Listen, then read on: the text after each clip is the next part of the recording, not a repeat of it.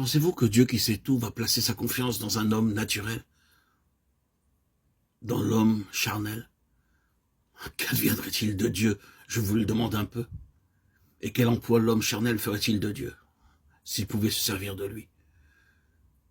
Vous représentez-vous Dieu se mettant à notre disposition et disant, mais voici, vous pouvez faire de moi ce que vous voulez.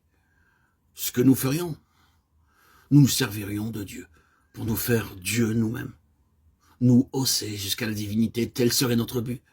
Nous ne nous ferions pas faute de mettre Dieu à contribution pour y arriver.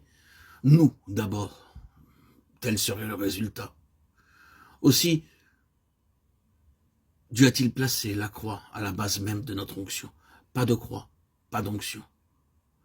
Que l'homme, dans ce qu'il est en lui-même, disparaisse du tableau, que la croix creuse dans sa vie un sillon toujours plus profond pour que Dieu ait constamment la voie libre.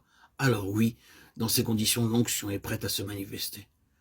Cette œuvre subjective de la croix, autant du reste que l'œuvre objective, est à la base même du dessein éternel de Dieu. Accepter la croix, la laisser se planter au cœur même de notre vie. C'est la condition absolue si l'on veut voir s'ouvrir devant soi les possibilités infinies de l'onction. Donc par l'onction qu'il accorde, Dieu s'expose, se compromet, se livre entre nos mains.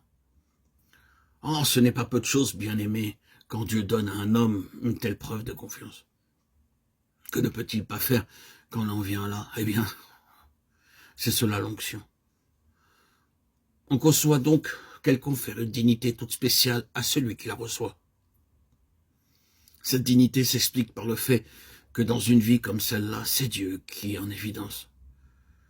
Mais il est clair qu'une telle dignité, qui porte en elle quelque chose de Dieu, ne saurait mettre son empreinte sur une existence qui a sa dignité propre, son honneur propre à prendre en considération. Être vidé de soi-même. Il y en a qui vont plus loin que d'autres sur ce chemin. Et c'est toujours dans la vie de ceux-là que Dieu est le plus honoré. Et quel exemple de dignité! Relisez l'histoire. Le plus humble des enfants de Dieu, le plus obscur de ses serviteurs, la plus faible de ses servantes, revêtues de l'onction sainte, ont obligé les grands de ce monde, oh combien de fois, à reconnaître qu'il y avait là quelque chose de plus grand qu'eux, quelque chose qui les dépassait, un impondérable qui commandait le respect et dont la présence échappait à toute explication naturelle. Oui, il y a une dignité qui est un des privilèges attachés à l'onction. Le rôle de l'enfant de Dieu n'est pas de manger la poussière de la servilité.